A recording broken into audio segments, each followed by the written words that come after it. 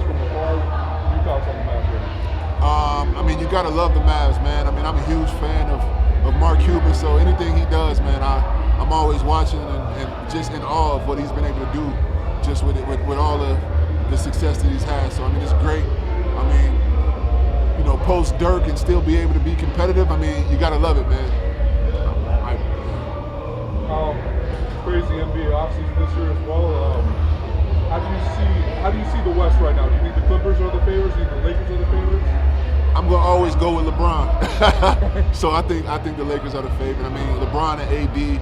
I mean, it's terrible, the injury to Boogie, but our prayers are definitely with him. But I think the Lakers are the team to beat. And a big NBA topic has been for the past year basically is Melo. As a former Knick as well, do you think there's a good place for him to? What do you think's going on there? Is he being blackballed? Is his game just doesn't transcend anymore? I think teams are just scared, man. I think they're scared that they won't be able to control his ego. They think he has an ego. I think that he's doing what he can to show people that he's humble, just by him not being able to be in the league right now. And I think he deserves a chance.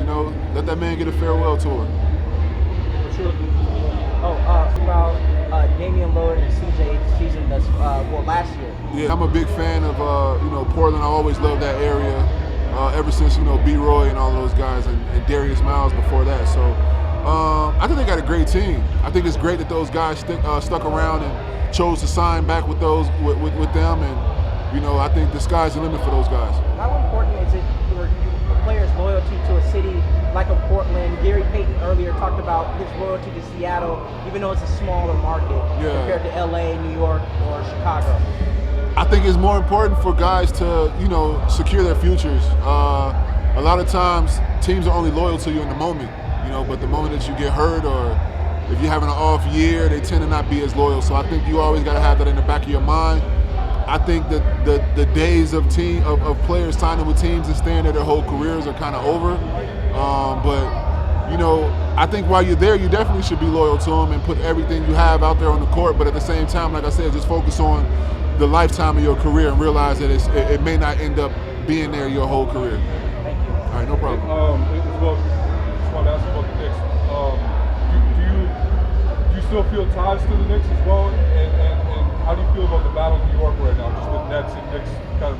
Well, the Nets. The Nets. I mean, the Nets are the New York team, honestly, man, and it hurts, because like I said, I played there, and I had a lot of great relationships there, still do have them. So it's tough to watch, but at the same time, I mean, the Nets are showing growth, man, and I think eventually the Knicks are a strong organization with deep roots to that city, so they'll be back on top eventually. But right now, the Nets have it, man.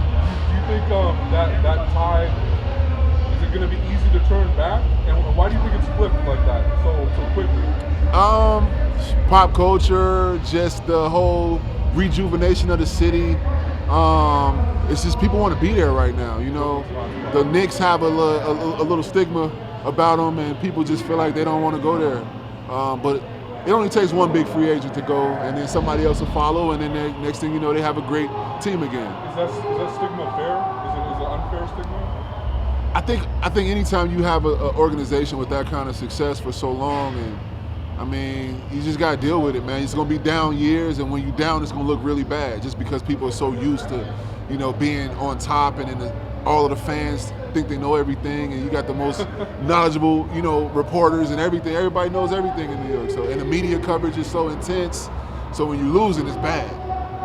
What is it like playing in that environment? Where is that intensity? Everyone's watching your every move. Like you can't go to the grocery store. It's going to make you or break you. It's going to produce diamonds or you're going to crumble. So, you have your nights, and when you're riding high, it's the best place in the world. But the minute it's not as high, man, it's tough. And then final question for me, Derrick Rose, obviously you're a former Bull as well. Yeah. What are your thoughts about his season last year, and then where do you think he'll be able to add to the Pistons next year? I love Derrick Rose, man. Fellow Chicago kid, man. I'm rooting for him. I mean, I'm one of those. I'm on the Derrick Rose bandwagon, so I'll never say nothing bad about him. And I got just the most respect for him, and I'm looking for him to turn make the Pistons like great, man. Anywhere he is, man, I'm gonna be watching, I'm gonna be cheering for him, and it'll be great this year because of him. Last one, Jamal Crawford. Are you surprised he's not signed yet?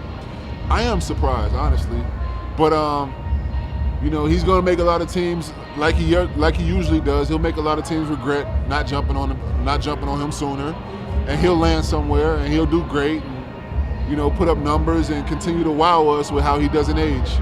You think he'll be a good fit with LeBron next year if they need a scorer? Man, Jamal could fit anywhere, man. Honestly, it'd be great for him to go to the Lakers, though. I would love to see him with the Lakers. Thank you. No problem.